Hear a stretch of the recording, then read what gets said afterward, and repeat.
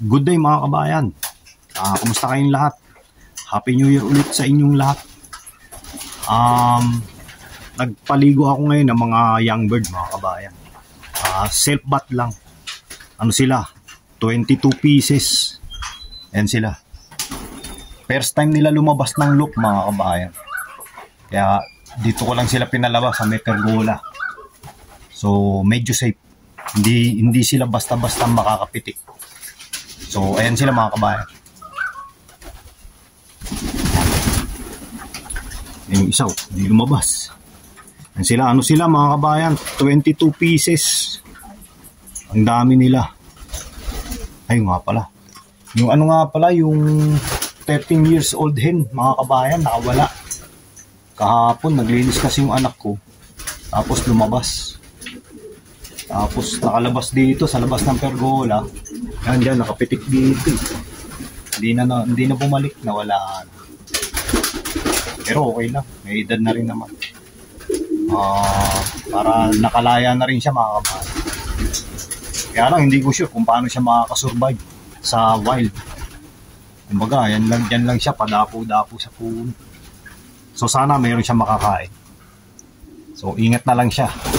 Nakakaawa rin. So yan sila.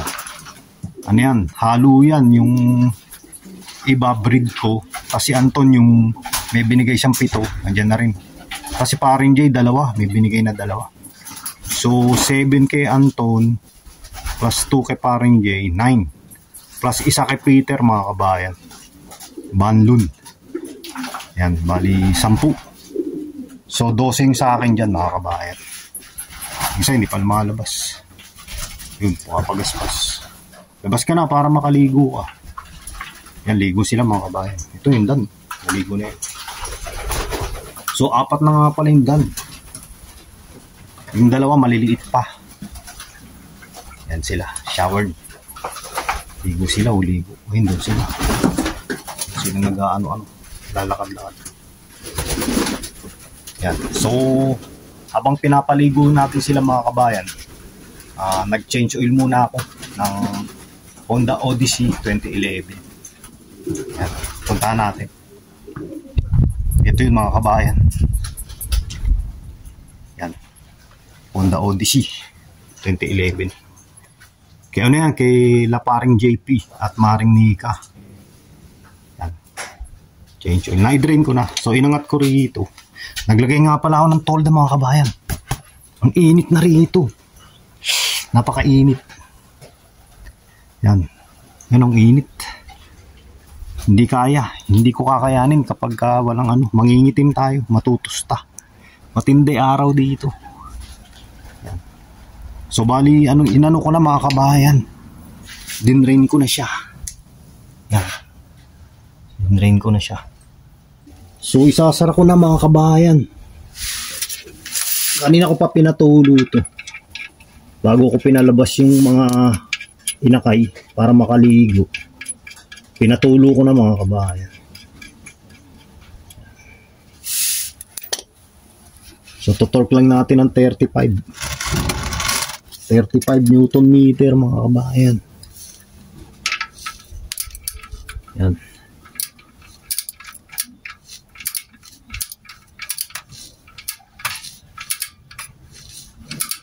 Yan, may higpit-higpit na.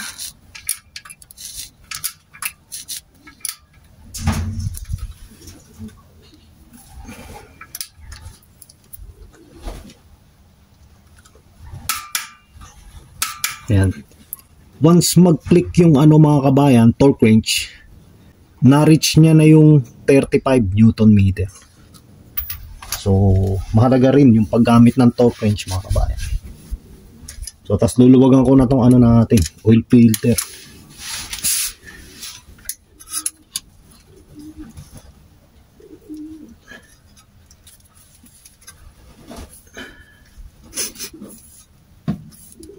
Mahigpit. Grabe higpit. Hindi kaya na itong oil filter na ganitong style mga kabayan. Hindi kaya. So kukuha tayo ng iba. So kumuha ako ng kadena mga kabayan, ang oil filter. Masyado mahigpit yung yung oil filter nito. Over tight, pero okay lang kaysa maluwag. Ayan.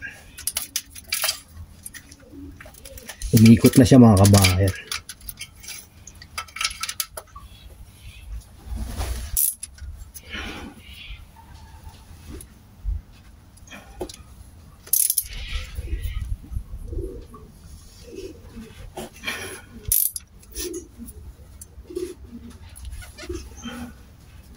Super higpit. Pero okay lang kaysa maluwag. Pag mahigpit, hindi naman nasira yung thread. Pag mahigpit naman, pag mahigpit okay lang kaysa maluwag na tumutulo. Ayos. Papatuluin ko lang mga kabayan bago ko tanggalin.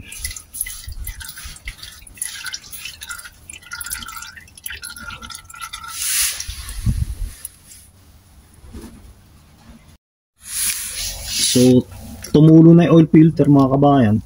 Tatanggalin ko na siya ngayon. Pero may tutulo pa dyan pagkatanggal ng oil filter.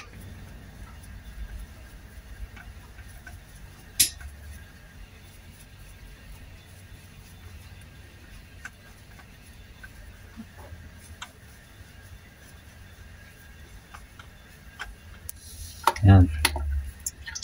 Ayos. Tuluin ko lang to.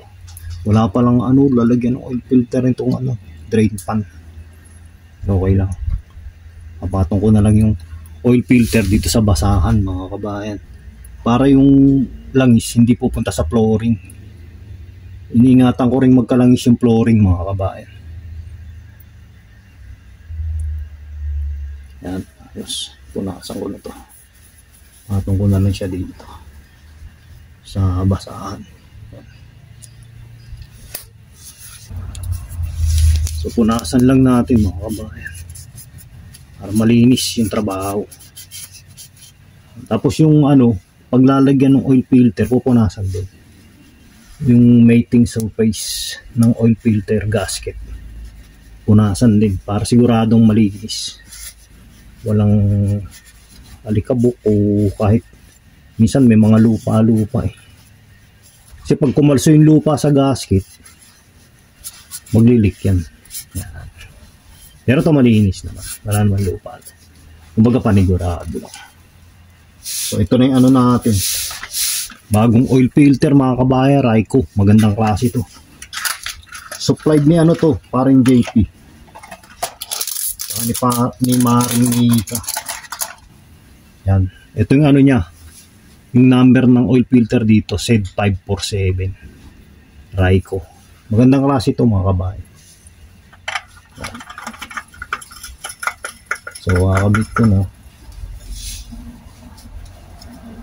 Ayos, hand tight lang.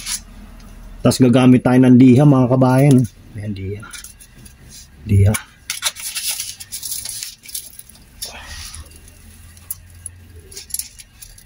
Ayos.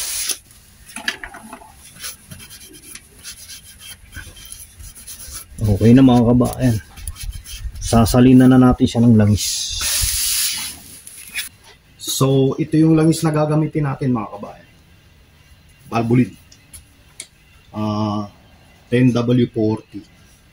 So ang langis talaga kasi nito 5W30 mga kabayan. Medyo nagbe-burn na siya ng langis. At mataas na rin kasing niya, tinakbo. 200 plus na mga kabayan. Kaya gagamit tayo ng medyo malapot na langis. Hindi naman ito malapot na malapot. May mas malapot pa rin. So kung ikukumpara siya sa 5W30, mas malapot to, 10W40. So ito gagamitin natin.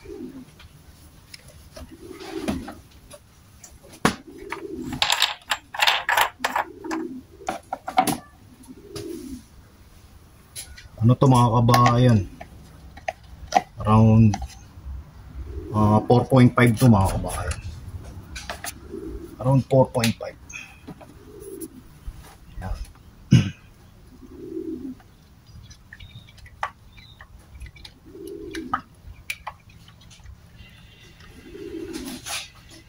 Kailangan dahan-dahan lang para hindi magtapo ng langis. So nahigpitan na natin yung sump plug. Drain plug ang tawag dyan sa atin mga kabayan. Ang tawag nila dito sa drain plug ng oil pan ng makina, sump plug mga kabayan. So 4.5 lang lalagyan natin. Tingnan natin kung nakailan na tayo. So 3.5 pa lang.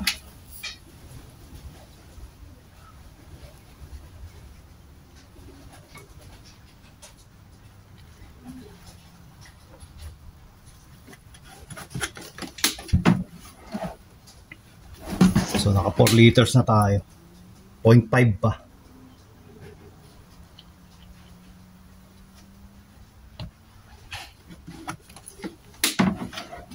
Yan, 0.5 tama-tama. So may natirang 0.5 mga kabayan. Kalahating litro. Apanda rin ko lang mga kabayan.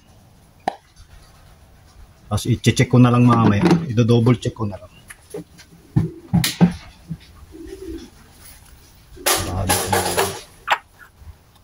Yan, naglipara na ata yung mga inakay.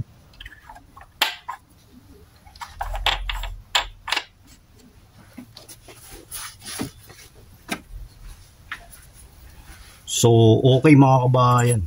Na-change oil ko na. So, papalitan ko rin to ng automatic transmission fluid. Ni-request ni Paren JP. So, which is good naman. Mas maganda na yung medyo advanced sa service. So, ayun na, tapos na natin mga kabayan. Nandun pa yung oil pan, yung pansahod. So, papaandarin ko na lang, tapos double check yung oil level. Ito yung nga pala, auto fluid mga kabayan. Yan, kunin ko na. Ay ko na rito. Pin right mga kabayan. Tignan natin yung mga inakay natin mga kabayan. Baka nagpiti ka na. Ayun, yun sila.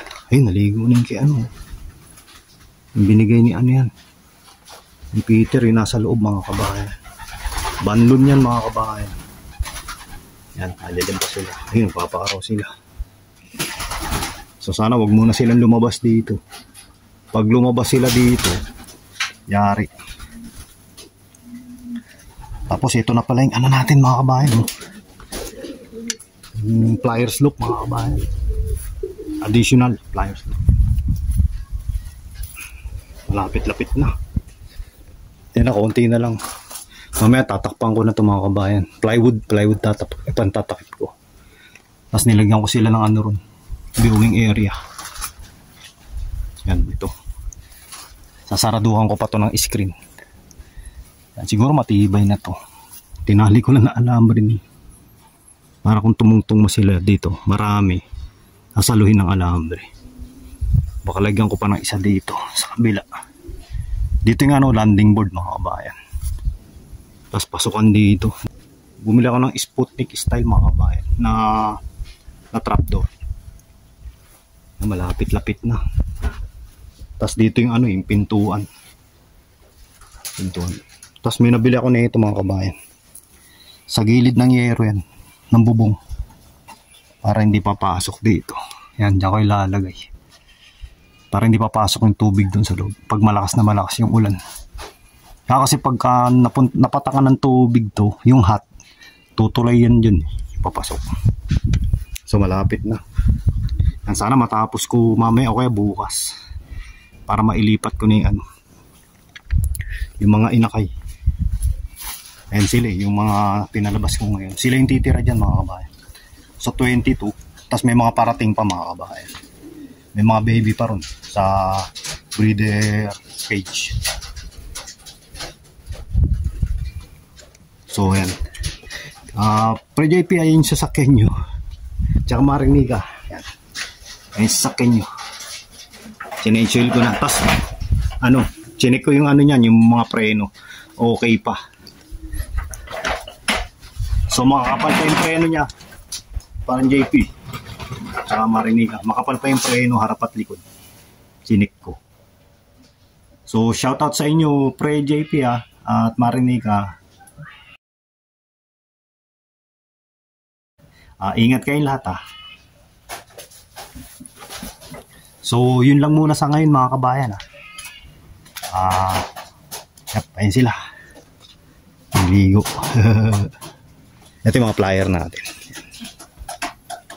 So please like, subscribe, and comment mga kabayan kita-kits ulit sa susunod na vlog. Salamat.